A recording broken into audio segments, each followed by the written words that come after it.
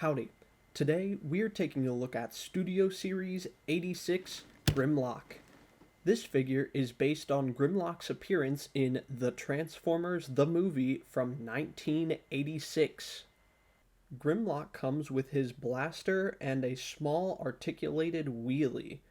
I would say wheelie's a figure, but he's more of an accessory. He's not much of a figure. Unfortunately, Wheelie is pretty limited when it comes to articulation. Sure, the paint apps all look nice, and it's a nice static figure, but I would have rather them spend the money on making a new core class figure, and moved the budget for this small character to a sword for Grimlock, and he doesn't stand very well. In his robot mode, Grimlock looks... I just... I I'm at a loss for words at how good this figure looks. I mean, the only issues I have with this figure are the lack of a toe bend and the gaps in the forearms where the fists collapse in for Dino mode. Other than that, I can honestly say that this has got to be one of the best Transformers I own. And I own a lot of Transformers. I would even go so far as to say if they gave this figure a larger budget, upscaled it a little bit, and did some modifications here and there, it might as well be Masterpiece. I think it looks that good. Here's how Leader Grimlock scales with Deluxe Class Deep Cover and Voyager Class Sweep.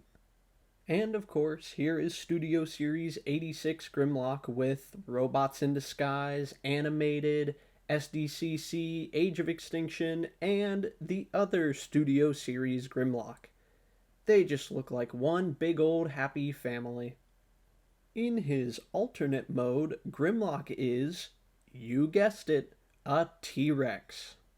In his Tyrannosaurus Rex mode, Grimlock looks just as good as he does in robot mode. I love the proportions of this figure, and as you can see, Wheelie can sit on his neck. The mouth has a peg in the back that's Blast Effects compatible. It just helps to give some life to this character. And again, I love the proportions. I love how long the tail is. I love the legs as well. I don't think there's a single part of this figure that looks bad in Dino mode.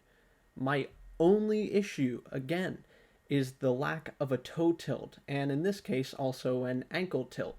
But you know, the figure just looks fantastic. Oh, yeah, there's one more issue I forgot to mention. Me, Grimlock, want two front teeth for Christmas. Seriously though, again, with the budget thing, why couldn't they have taken the money from Wheelie and put it into some dentures for Grimlock? Here's how Leader Grimlock scales with Deluxe Class Deep Cover and Voyager Class Artfire. And here they are again for one big T-Rex group shot. And, you know, some of the other versions are faithful to the G1 material. Some, not so much.